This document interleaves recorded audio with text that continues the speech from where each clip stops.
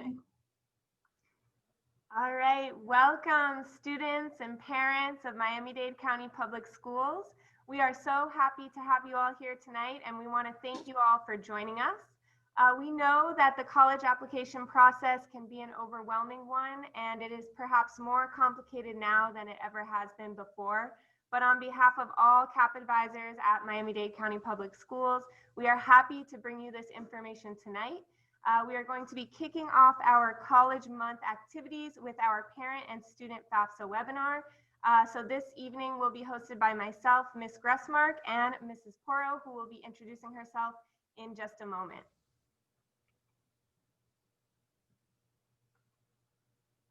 So just to give everyone a bit of an overview of our evening together, we are going to start this event by giving an overview of the FAFSA, what it is and how it works. Then we will talk specifically about how to create the FSA ID, which Martha will be explaining in a moment, getting into the details of that. We will walk you through step by step how to complete the FAFSA so you can follow along with us. And we will then follow up with what to expect after you complete the FAFSA.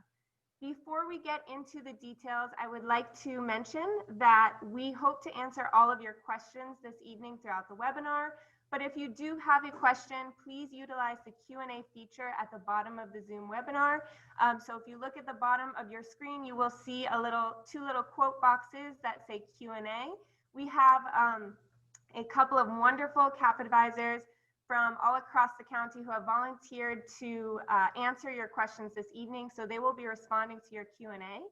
And this webinar will be recorded and it will be shared with all CAP advisors. So you will be able to access it after the evening by reaching out to the CAP advisor at your school. So to begin, we are going to talk about what the FAFSA is, who can fill it out, and what information you need to get started. So to begin, the FAFSA, which stands for the Free Application for Federal Student Aid, is a form that all students can complete in order to see if they qualify for financial aid from the federal government.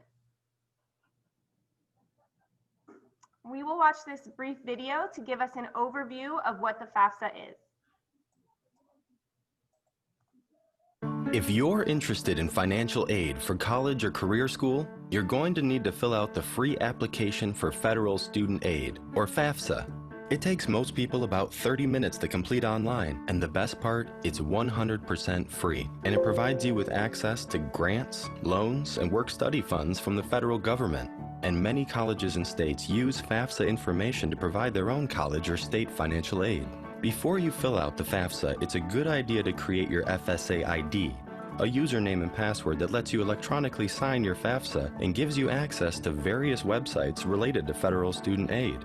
And here's an important tip. If your parent is providing information on your FAFSA, he or she will need his or her own FSA ID.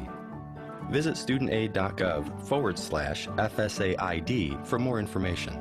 Your FAFSA can be completed online at FAFSA.gov, and help is provided throughout the online application process. You will need to fill out the FAFSA each year you are in school because your financial situation may change. Plus, you may be able to automatically transfer your tax data from the IRS, making the application even quicker to fill out. Each state and college or career school sets its own deadline for the FAFSA, so it's best to get it done early. Since some of the funds are available on a first-come, first-served basis, you don't want to miss out. Now that you know about the FAFSA, you might be asking, well, how much money will I get? Your college or career school will do the math, and there's a simple formula that they use. First, the college takes your cost of attendance, which is the total amount it will cost you to go to that school. Your cost of attendance will vary from school to school. Then, the college subtracts your expected family contribution, or EFC. Your EFC is based on information provided in your FAFSA and will not change based on the school you attend. However, the EFC is not necessarily the amount of money you will have to pay.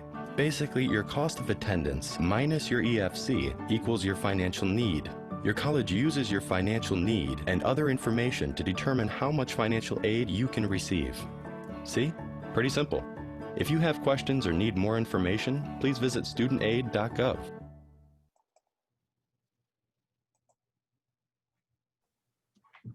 Great, thank you. So Just as we learned in the video, when you're completing the FAFSA, you're providing the federal government with the information that it needs to calculate your family's expected family contribution, also referred to as the EFC.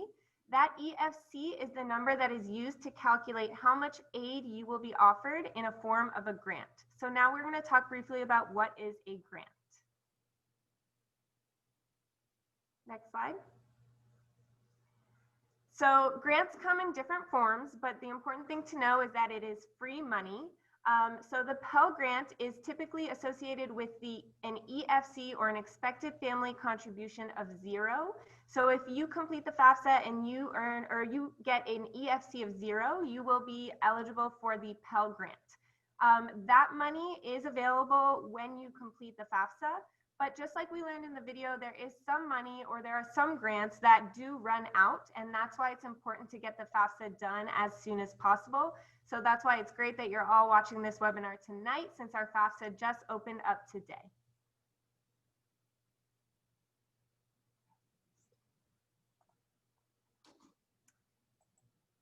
Yep. So next we are going to talk about who can fill out the FAFSA. So in order to complete the FAFSA, students do need a social security number or a permanent resident number. If students' parents do not have that information, that's okay. As long as the student has that information, they should be able to complete the FAFSA. If you are a student who does not have a social security number or a permanent resident number, there are still ways that you can earn money and grants to go to college or vocational or technical school. One of the most popular ways of doing that is through the American Dream Scholarship with Miami-Dade College. We did link information about that scholarship here on this PowerPoint, which will be shared, like I mentioned earlier, with your CAP advisors so that you can access it at a later time. But definitely the best thing to do, if that is you, if you do not have a social security number, permanent resident number, would be to consult with your CAP advisor at your school, because there are different ways to earn scholarships and grants and financial aid to help you pay for college. So just a little bit more on that. There are certain grants and financial aid opportunities that different colleges offer, and a lot of times they offer options or opportunities for students to apply for those grants without having to complete the FAFSA. So again, if you're a student who does not have a social and you are not able to complete the FAFSA, definitely a good idea to consult with your CAP advisor so they can point you in the direction of where you can learn more about some of those opportunities and who might be the best people to speak to. Now we are going to go ahead and talk about when to fill out the FAFSA. So as I mentioned, and as most of you probably already know, today is October 1st. It is the first day that the FAFSA has opened. So when you do log in, which we will show you how to do in just a minute, you will see 2 FAFSA applications available. The one that all seniors should be focusing on completing is the 2021-2022 application, which is the one highlighted in pink on the screen here. This is the FAFSA that will provide you with aid or financial aid for the fall semester of college, which is the typical term that many students start college. If you are a student who has been accepted to a summer program, or perhaps you're taking some summer classes, then you would also need to complete the other FAFSA application that you will see available, which is the one in blue. However, like I said, most students will be focusing on the 2021-2022 FAFSA, and that is the FAFSA that we will be talking about for the rest of the evening. So in order to complete that 2021-2022 FAFSA, you will need your guardian's 2019 tax returns, which is 2 years prior to the FAFSA application. So hopefully you all have your 2019 tax return documents on hand, ready to go. If not, you are going to want to make sure that you request a copy of those documents so that you can complete the FAFSA sooner rather than later. All right, so a couple of other things that you will need to complete the FAFSA this evening. You will need, like I mentioned, your 2019 tax return documents. You will also need something called an FSA ID, which we will get into in more detail in just a minute. But essentially, your FSA ID is the username and password that you need to create in order to enter the FAFSA application. And you will need about 30 to 40 minutes, which is about how long it takes to complete the FAFSA if you have all of the information that you need ready to go. Once the FAFSA is completed, just to give you a quick overview, you will also need to make sure that you complete your college applications by the deadlines listed on their websites. And once you do both of those things, then you will receive a financial aid or an award letter from any colleges that you have been accepted to. And that is where you will be able to see how much money you are definitely going to be receiving from the federal government or from any other sources of financial aid. So I mentioned earlier the FSA ID, which is the username and password that you all will need in order to get started on the FAFSA. So I'm going to hand it over now to Mrs. Porro, who's going to explain a little bit more what that is and how to create one. Thank you so much, Ms. Gressmark. That was wonderful. A big shout out to our parents and students, as Ms. Gressmark said. Very proud of you to be doing this the first day that FAFSA has opened. So big shout out to you, and a big shout out to our CAP advisors and counselors as well that will be assisting you down the road as well. So what is an FSA ID? So I'm going to be doing a few analogies that kind of relate to cars and transportation and signs that you might see on a highway. I'd like to have a visual when we're talking about this, because the FSA ID, a lot of times people confuse the FSA ID with the FAFSA, but the FSA ID is a part of the FAFSA. It's the keys to kind of get into the FAFSA, right? So basically it is the username and password that you're going to be creating. You need that to open up that car with your key to get in. So we're going to go ahead and think of the FAFSA as being able to sit in the car. Now, one of the very important things, in addition to having an FSA ID, and I'm going to show you on how to create it screen by screen, but one of the things I want to make sure is that you also know that you, like Ms. Gressmark had said, you need to have your social security number, you need, or a permanent resident number. Students do, and we'll go down further in detail about that. But the other thing is your tax return. So those will be kind of like the guide that you might have inside of a car, your map, you need that, you need documents to go ahead and finish this FAFSA. So as Ms. Gressmark had said, who's going to be able to file, and you're going to need to create IDs. Now, who's creating the IDs? Dependent students who live with a parent or parents. Both parent and student need to create their own FSA ID. But if you're an independent student, if you're in a homeless situation or you're an unaccompanied youth, you would be the only person that would need to create that FSA ID.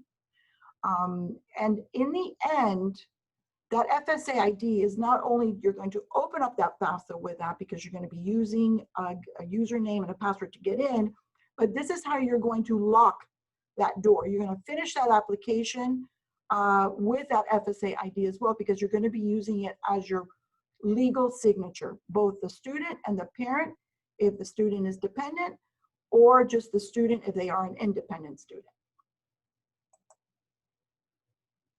There's a video that's going to be available at the end that's going to be sent to your CAP advisors, which would be also available for you to view. But I'm going to go ahead and show you the different slides that you're going to be coming across when it comes to creating an FSA ID. This is the site, fsaid.ed.gov. Very simple to find, very simple to get into. And the first thing you're going to come across, again, we talk about that username and password. Username and password, that's how you're going to create this FSA ID. That's the first screen you're going to come across. Any questions you may have on how to create it, these little question marks are wonderful to know that they're there for you. If you're not sure like what it needs, you make sure that you're checking it on those little question marks. And you're just going to also continue to fill out your basic information, first name, if you have a middle initial, last name, and you want to make sure that you're using the legal name that you have on your social security number, card, or whatever information you have for that. Make sure it's exactly the same, and of course your date of birth. Now, I'm going to use an analogy, okay, yield sign. Every time you need to enter a number, whether it's your social security number, an address, a birth date, this is where we want you to just take an extra moment, make sure you're filling it out correctly, because it's not that you cannot correct it down the road if you need to, which I want to make sure you understand that you can. However, it is always just better if you're just cautious and careful when you're filling this out. And then you're going to be also filling out email, confirming the email, mobile phone. Why are you doing that? Because if there's a need to recover anything on this account, if you need to change your password or if you forgot it, they're going to go ahead and send you that information through your email or your phone, depending on what you prefer to use. The mailing address, again, you're going to be a yield sign right here. Be cautious, be careful on the filling in this area very carefully. And then you're going to come across some challenge questions. So my suggestion on this is really just pick the questions that are going to be easiest to remember. Maybe this one of pizza topping. Well, I don't know about you, but pizza topping for me, it changes like probably on a yearly basis, depending on my mood. So it's probably something I would not remember, but you know, maybe the name of your first pet or name of a sibling or your aunt, like it says here. Those are the things you should remember and that you should probably utilize instead of something kind of random. And you're going to start going into the whole confirmation section of the FSA ID. This is something that they're just going to be checking to make sure that everything that you filled in you're checking it to make sure it's correct. And you're going to go ahead and certify, yes, this is all good to go. And then you're going to go ahead and press continue.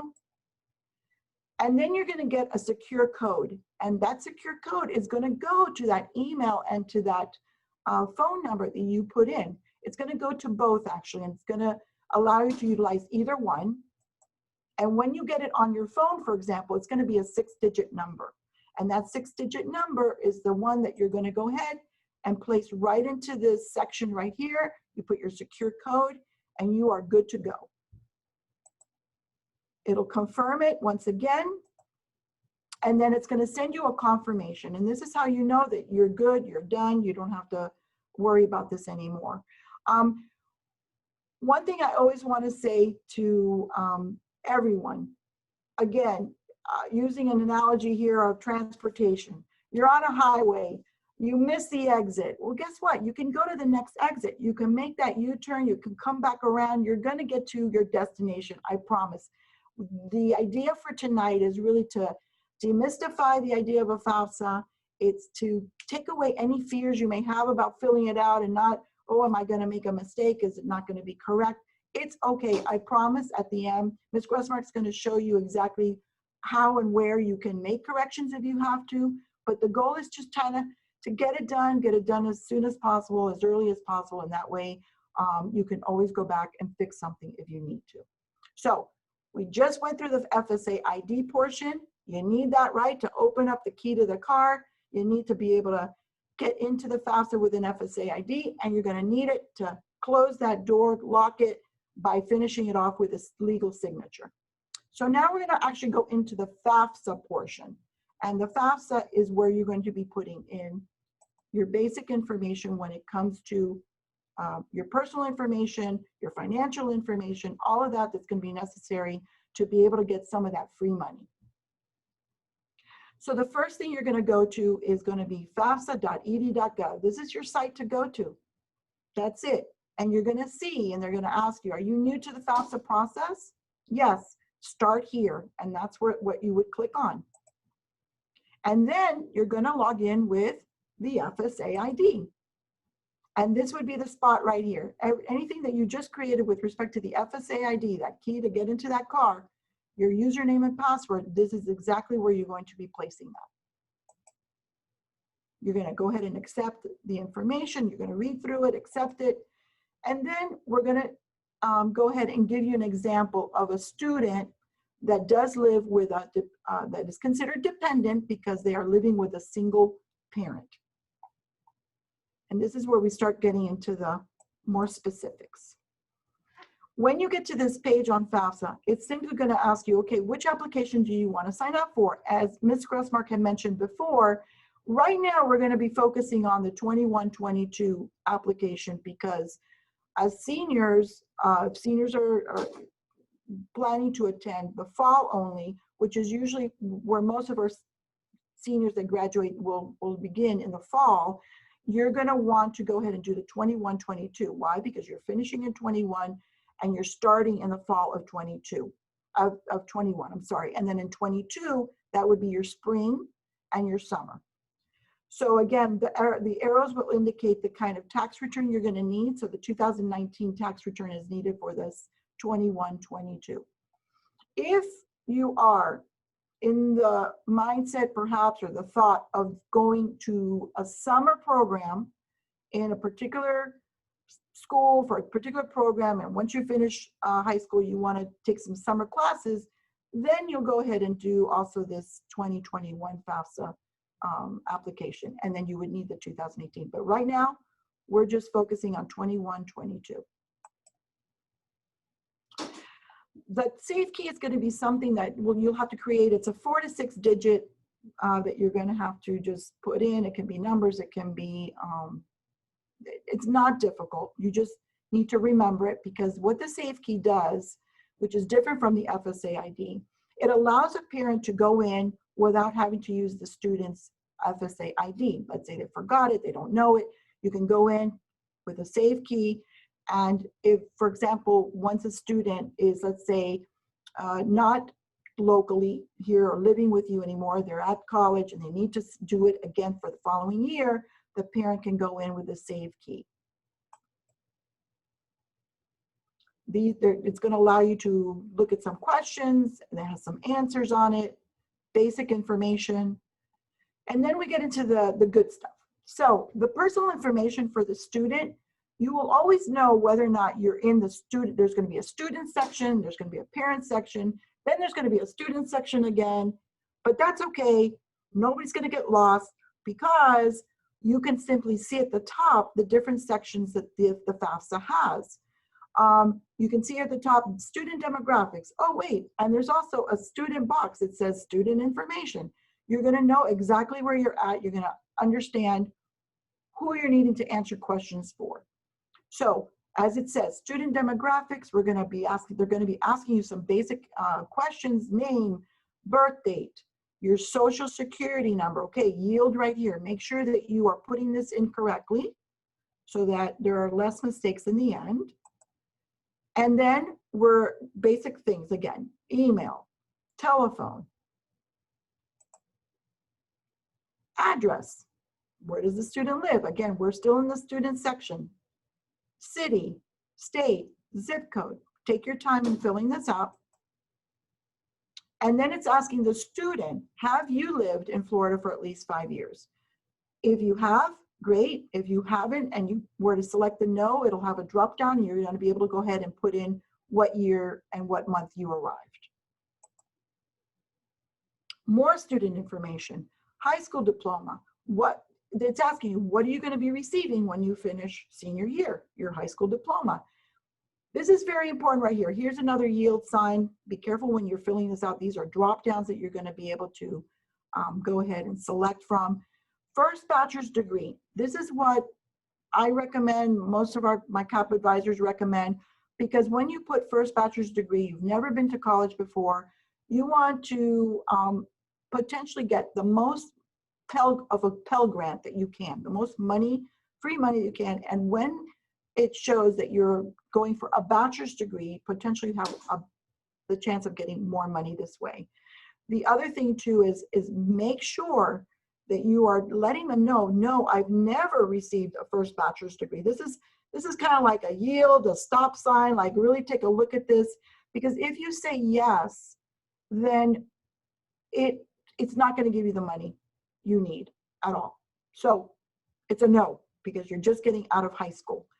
The other thing too is make sure that you are saying never attended college. This is your first year, because again, this is what's going to allow you to receive the monies. And are you interested in work study? So this is a very important page. First bachelor's degree. You're going to say no, you've never gotten a degree. you've never attended, and I recommend very much so to all my students, really just put down that you're interested in work study. This will allow you to work potentially on campus. Most universities are very flexible when it comes to the time frame that they'll give you, the days, the times. They work with students all the time. And if you ever are in a situation where you need to make some extra money, this will open up the doors for that. This is for the gentlemen in the audience here, the young men that are graduating from high school. If you're going to be 18, they're going to be asking you, have you registered for selective service system? Some of you may turn 18 or have just turned 18. You may have already received notice. Maybe you've already applied. But if you have not, you simply need to say that you haven't, that no, that you're not registered, but that you are going to register. Irregardless, you're going to have to register for the selective service system. And if you were to say no, that will also not allow you to receive any monies from FAFSA. So very important for you to say yes, you're going to have to do it anyways. So you might as well say yes. If a student, again, we're still in the student section, if a student has a driver's license, put it in. If you have a permit, that's not what they're asking you for. But if you do not have to put a license number in here. Okay, still asking the student, even though it's talking about parent here, this is still not parent answering, but students, you may have to refer and ask your parents to confirm the information you're putting here. It's asking, are you a foster youth or were you at any time in the foster? If it's a no, it's a no. If it's a yes, there will be a drop down so you can be specific. If you have a legal guardian, you can go ahead and specify in this section. But this is asking you, okay, what education level did your parents receive? Again, in this case, we're just talking about one parent, the single parent that you are living with. We are putting in high school. Even if the parent has received 2 years, has gotten an associate's degree, the question will need to be answered as high school. The next level they're going to be showing would be first year bachelor's. Now, or that they received a bachelor's degree. This is very important for the student that is considered first generation. A parent that has not received a 4-year degree, that student is then considered first generation. And what does that do? That opens up a lot of doors when it comes to certain programs that the universities offer. So it is very important that this is kind of like a yield area right here too. Take the time to make sure that you're asking your parent, or if your parent is filling this out alongside with you, what is the level of education that they have.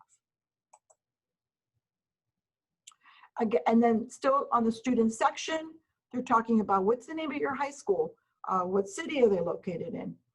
So fill this out, very simple. And the college section comes now. In this section, you will be able to select up to 12 colleges. It can be any college in any state. We highly recommend that you definitely are selecting at least 1 to 2 schools here in the state that you are in. In this case, it is Florida. But wherever you live, this is where you should really be selecting at least 1 to 2. You want to make sure that they are receiving your information as soon as possible when it comes to FAFSA. So whatever college that may be, it could be as little as 1 college you're putting in or up to 12. And a very important note is that if you ever change your mind on what school needs to be put in here, guess what? You can change it. No problem at all. You're not just obligated to the schools that you put in here initially. And this is an example of a couple of schools that the student selected. So it's saying list of Florida state school. Very important. Another part of the selection of colleges, are you living on campus? So there's going to be a drop down, on campus, off campus. Are you living with a parent? I also recommend to my students to go ahead and put on campus or off campus. This allows you to potentially get a little bit more money as well. And, you know, and you never know. You might think you're gonna live with your parents, but then all of a sudden you decide to go away or whatever the case may be. So you might as well leave it open. If it changes, you can always change it later. And what is the student's status, marital status? There's a drop down, you would put that. And then it asks you, do you have children? This has to do with the student. You would say yes or no. Are there people dependent upon you other than children? The case is usually rare, but there are students that may end up making the money that they need to make to be able to help out in the home. So if you are helping out, you would say yes, and then they'll ask further questions on that. But for the most part, it is usually no.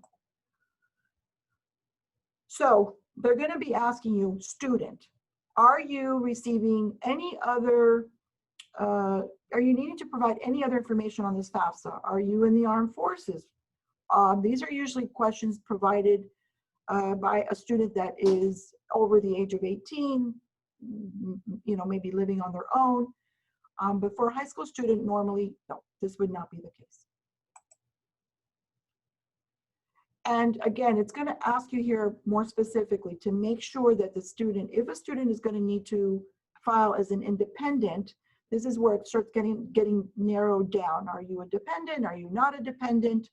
And it's going to ask you, were you homeless or were you self-supporting or at risk of being homeless? If it's a no, it's a no. But if it's a yes, there will be a drop down. And I'm going to explain that a little bit further down for the student that might be in that situation. So here's where we get into the specifics about getting into the section for parents. We're still in the student section, but it's asking the student, will you provide information about your parent, or are you unable to provide information about your parent? So if you are living with a parent, one or two parents, you're going to go ahead and say yes, you're going to provide information about the parent.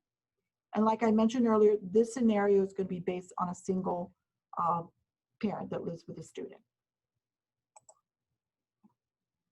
And how do we determine who is my parent? Because this is, again, very important when it comes to deciding, are you an independent or a dependent?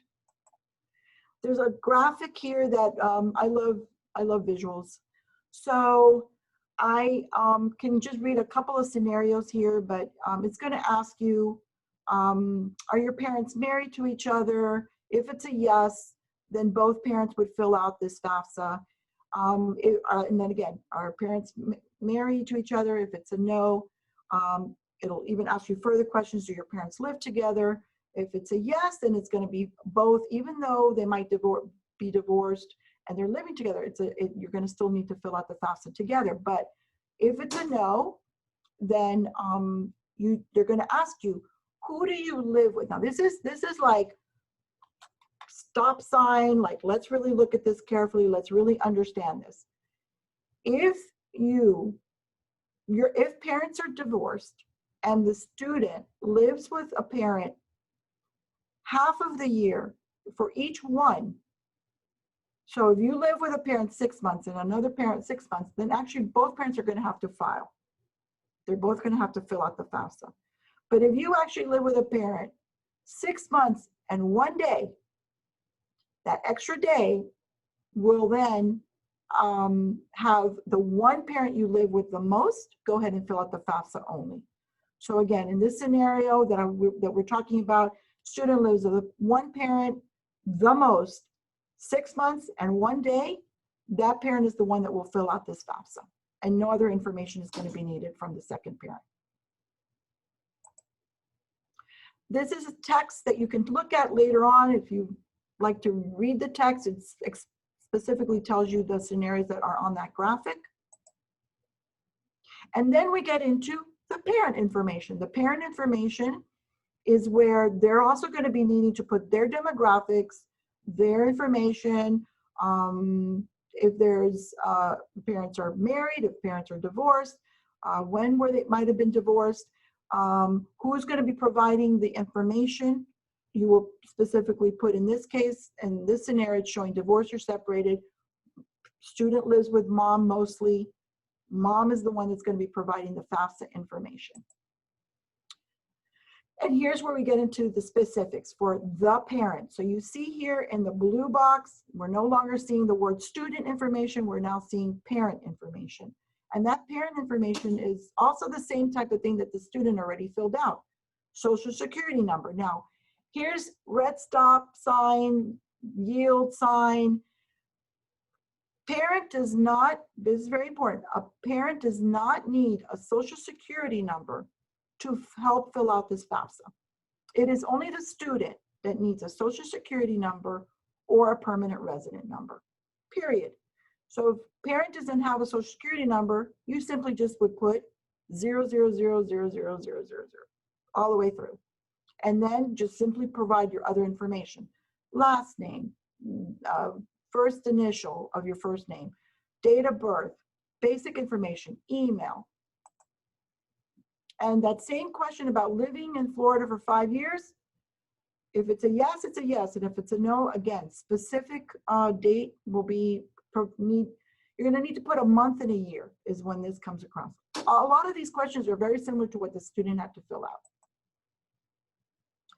Now, here's where you need to also be very careful. Let's put the brakes on here. Mom is filling out, in this case, the FAFSA. So parent information, one parent. If you were to be living with two parents, this number would be actually 2. You're going to put yourself as the student that is filling this out, that's 1. And this is in the case that if you were to be living, now you're at university and you stay there, you still are putting, even if you're not living with them, you are still dependent, you're still always put 1, the person that's filling out, the student that's filling out the FAFSA. Now, very important, if you have siblings that live in the home, mom is taking care of sibling, another sibling, grandma who is dependent on mom, an aunt, an uncle, if that, let's say, a family member, elderly parent, whatever the case may be, is dependent upon mom in this scenario, that's the number of additional people you have to put on here. Why? Because that's actually going to help you with that bottom line number when it comes to the Pell Grant in terms of monies that you can potentially get more money. Because if mom is making, certain X amount of money and she's got extra people that she's caring for, we got to make sure, or dad, whoever the case may be, we got to make sure that that number is being put in there. And this is, additional numbers that you want to make sure that if you are not putting it in, that you take the time to look and see. And that way you can get a total number of family members that are living in that home. And that is very important. The higher the number, it's actually going to help sometimes. And a lot of scenarios will go into play, the parent's age, a lot of factors go into FAFSA figuring out these numbers, but this isn't a very important factor here.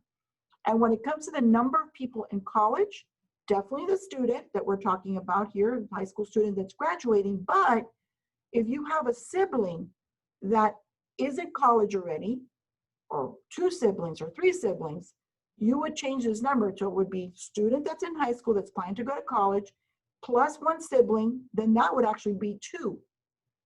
But if it's only just the 1 student that's in high school that's going to be going to college in fall, then that's why the scenario shows 1. Aha, so this is my favorite part. This is like stop sign plus a yield sign plus, okay, let's do this and let's see if we can get this right. Because the IRS has now linked with FAFSA. They've given them a tool. It's called the IRS Data Retrieval Tool. I love this tool. And if it can work for you, 99%, 98% of the time, this will work.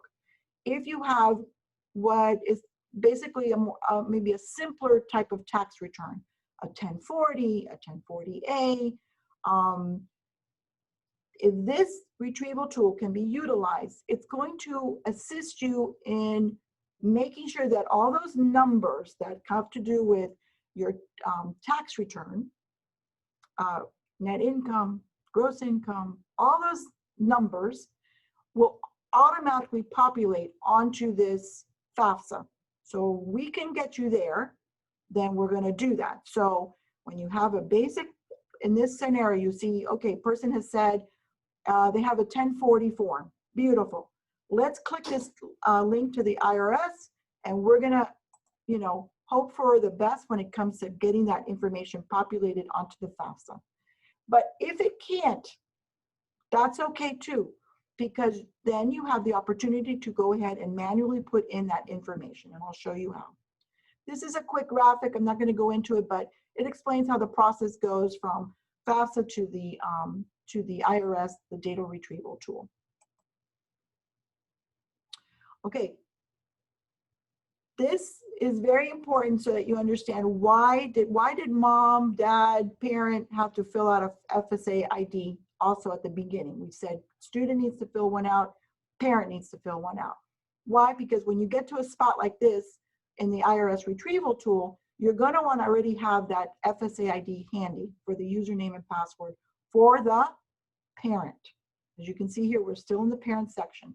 So make sure you've got that handy and ready. You've filled it out. You've completed it when your student also did. Okay, so who's going to be providing the information? They're asking you specifically, what's that parent? Who's that parent that's going to be filling out this FAFSA? They're going to be very specific, and they're going to want you to go ahead and put down who it is. And then this is where it's going to say, all right, we're going to proceed to the IRS site. That IRS site is nothing to be scared about, I promise. Don't be afraid. You can go ahead and click on proceed to IRS site, because it's going to allow you then to get that information populated onto your FAFSA. It's going to tell you you're leaving the FAFSA, but that's okay. Do not be afraid. You can go ahead and click on OK. I promise.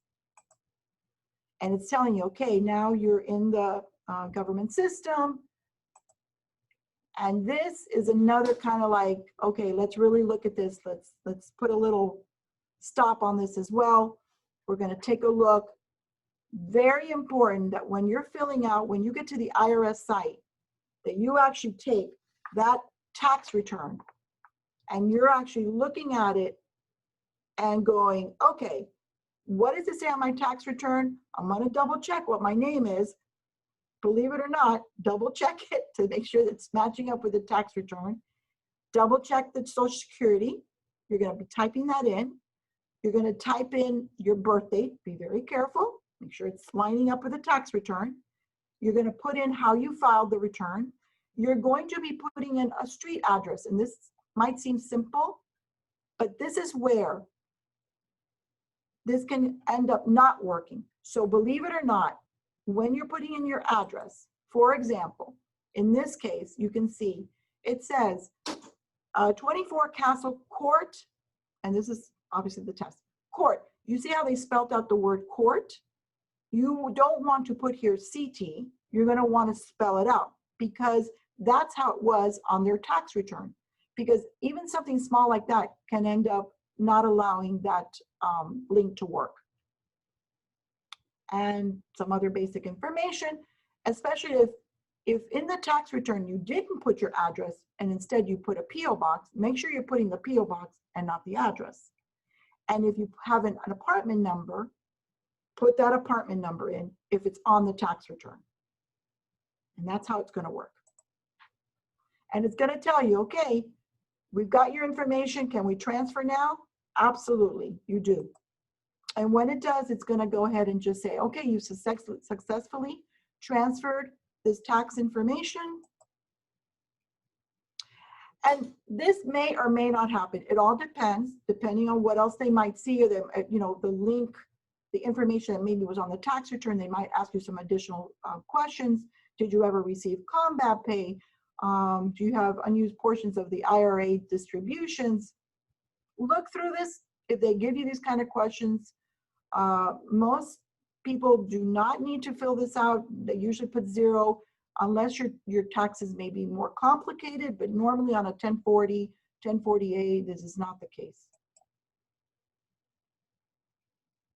And it's going to ask you, do you It might not. It all depends. It's kind of random sometimes. Do you have Alaska Permanent Fund dividend? I know I don't, but if you do, then you would say yes, but normally you would say no.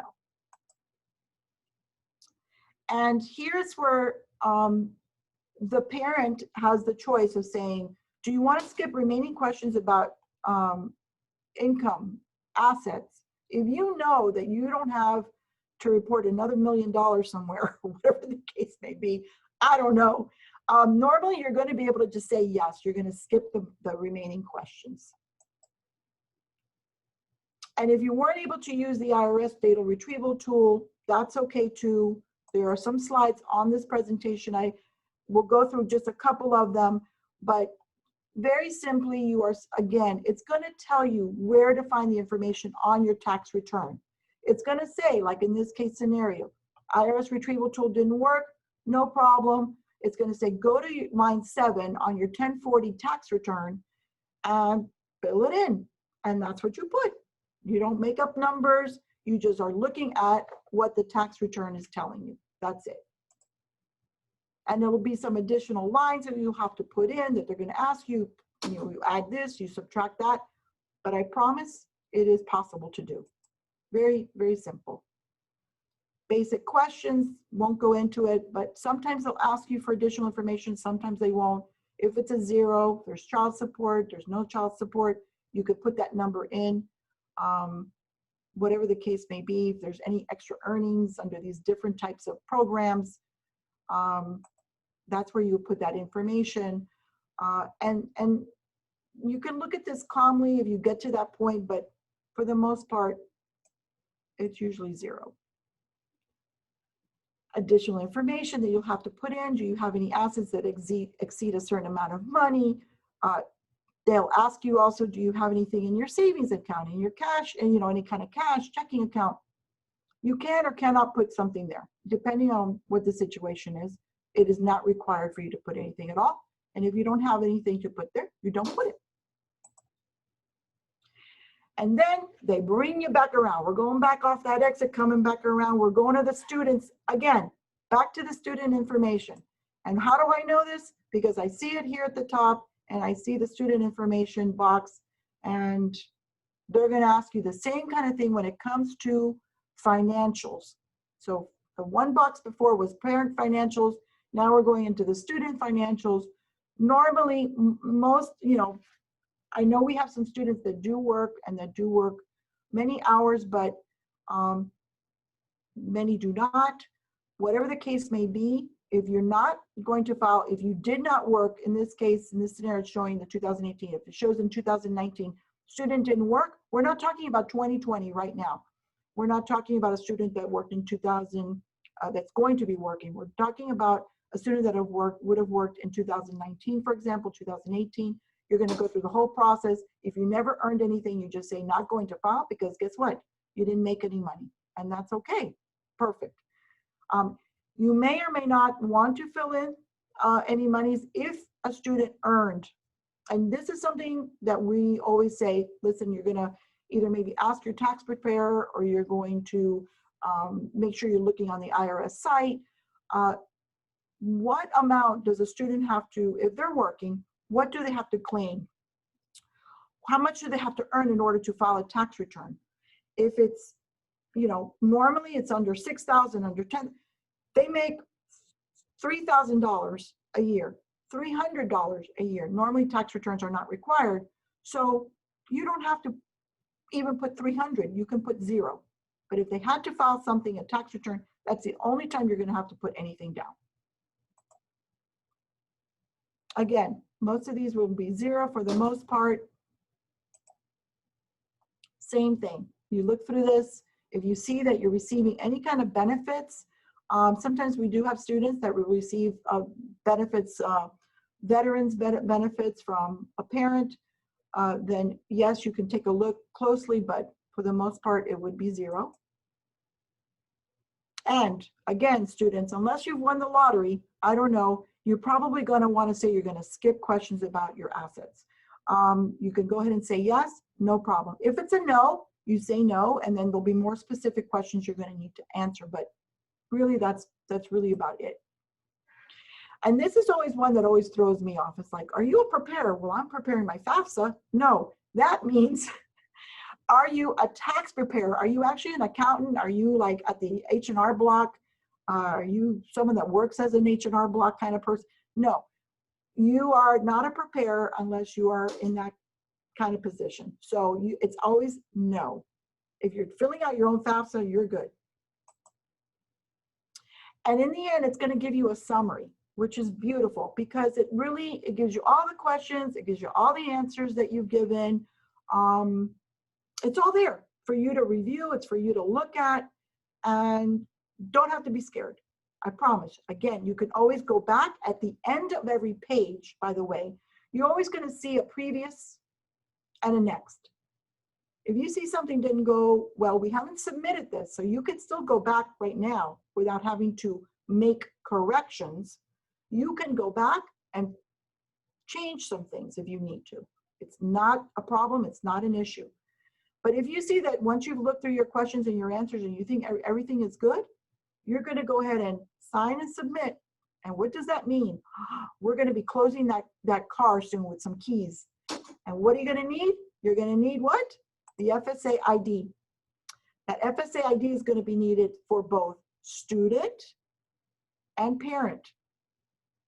And again, if there are two parents that are filing this FAFSA, only one parent has to be the one, maybe the parent that you chose as parent number one. That parent is the one that needs that FSA ID, and that's the parent that's going to have to sign off on this FAFSA. And students, you're going to be signing off on your own.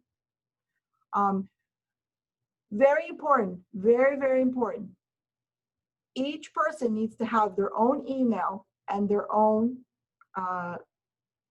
password for this FSA ID. So don't be using each other's passwords or emails. It won't work that way. It'll kick it off. And again, it's going to ask you, do you agree with everything? Can I read before proceeding? Absolutely. We're going to say, I agree. And when you do, it's just saying now, okay, I'm going to submit my FAFSA now. Everything looks good. And you go ahead and send it off, and it's going to go ahead and give you a page that says, okay, I'm confirming that you've gone ahead and filed the FAFSA. This is kind of more or less what we're thinking you might receive. This, obviously, this number is not correct, but the goal is, just so that you know, last year our seniors received, the maximum amount was $6,195 for the year. And this is, again, a Pell Grant, free money. Just as a side note, our universities here in Florida, for the most part, if you go full-time, it's $200 a credit, $1,500 a semester, $6,000, I'm sorry, $3,000 a semester, $6,000 a year. If you were to get that maximum amount a year, which is $6,195, guess what? Your tuition can really get covered. If you go to like a Miami-Dade, tuition is about half that amount, $3,000 a year. So the goal is to get as much as you can when it comes to the Pell Grant. And again, as they mentioned in that video, you can watch it again when you get this.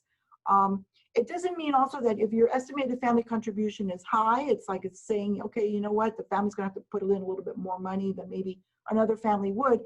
It does not mean that that's where it ends, because there are other grants out there. Schools are willing to work with students many times and families. It's just a matter of really just getting your financial information as early as possible so that you know where you land when it comes to the monies that you're going to need. And that's kind of it. When it comes to a homeless or unaccompanied student, I just put in a few slides in here just to make sure that that student realizes and understands that, yes, you can file for FAFSA as well. Make sure you're filing as an independent. Then obviously you do not need parent information. There are going to be additional slides that you're going to be coming across. If you say yes, you're self-supporting, you say yes, it's going to say, okay, this is the scenario as to why you would be considered homeless, or a person that is unaccompanied, a student that is unaccompanied. You then file as an independent. That information is going to be your own information. You're going to confirm that you are unaccompanied or you're at risk of being homeless, and it's going to allow you to file the FAFSA as well. Okay, so I'm going to send it off to my amazing co-host, Ms. Gressmark, and she's going to tell you how to get back on that highway. Awesome. Yes. Thank you so much, Mrs. Porro. That was so helpful. All of your details and tips are really insightful and hopefully are making some of our students and parents feel a little bit more comfortable with the FAFSA. As we were going through, I did notice there are a lot of questions that our awesome CAP Advisor volunteers have been answering.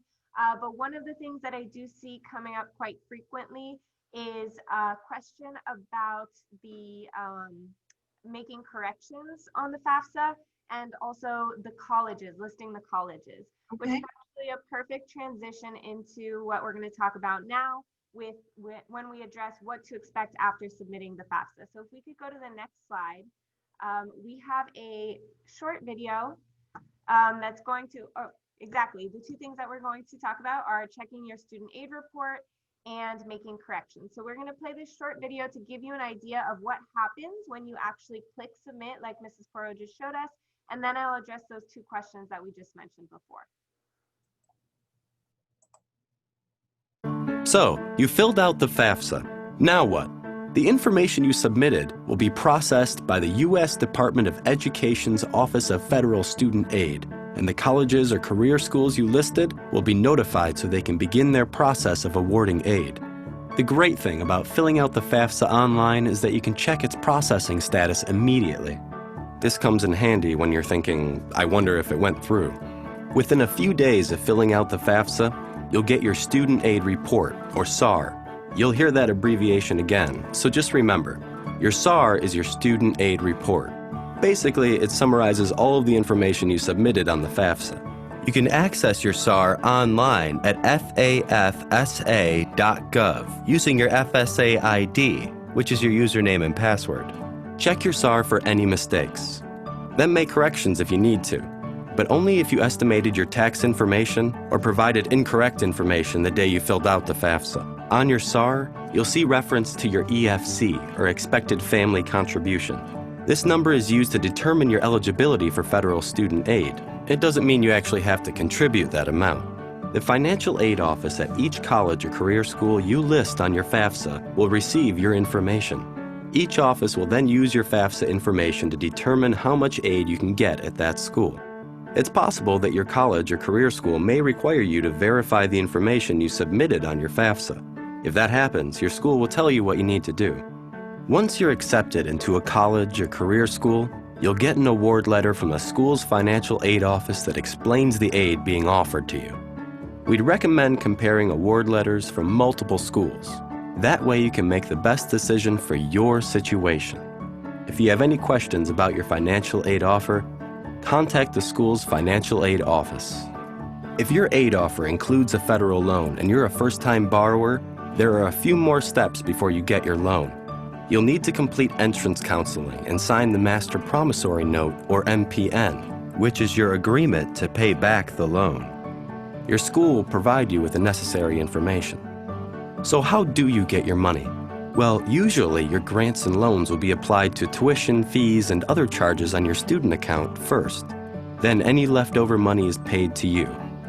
Work-study funds are earned throughout the term.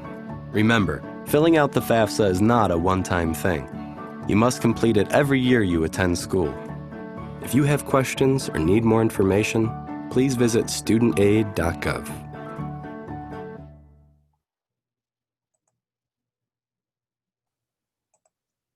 Perfect. So that's just a brief overview of what to expect once you complete the FAFSA. I would say one of the most important things to keep in mind, if we could go to the next slide, Mrs. Porro. One of the most important things to keep in mind is something Mrs. Porro was repeatedly saying throughout her presentation, but you can go back and you can make corrections to your FAFSA application. So once you go back to the FAFSA, you actually will be receiving sort of like an email confirmation that your FAFSA was submitted, but you can also go back to the FAFSA website and log in. When you do log in, you will see a slide, or you'll see something that looks sort of like this screen here. And the two most important tools or links on that page will be in those blue bullet points about halfway down that say one, to view or print your student aid report. So just like we learned in the video, the student aid report is sort of like a receipt of everything that you filled out, or a summary of what you put, the information you put in your FAFSA. You're going to want to remember how to locate that. So again, when you log back into your FAFSA, it's going to be linked right there.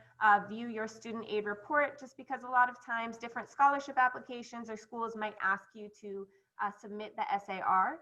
And also the second and probably more important bullet point is the Make FAFSA Corrections option. So that is where you can open up your FAFSA again, correct anything that maybe you filled out incorrectly or that has since changed, or maybe you realize that something wasn't accurate.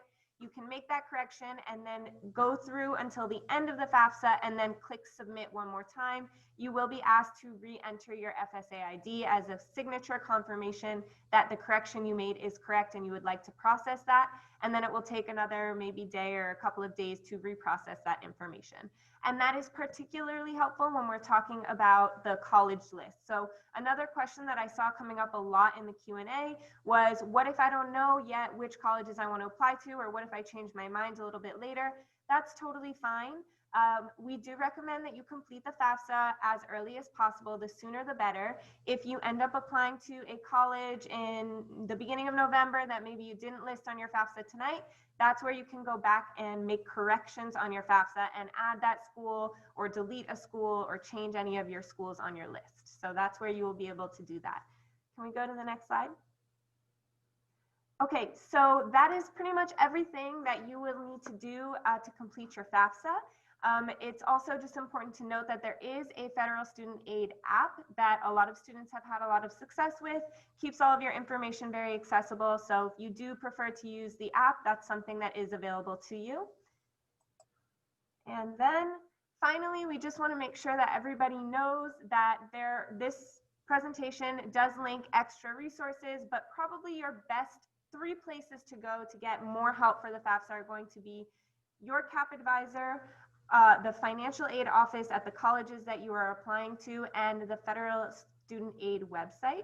All of those things are linked on here, or you can find them by doing a quick Google search. The federal student aid website does have their own YouTube page as well, with quick 2-minute videos that explain a lot of the frequently asked questions.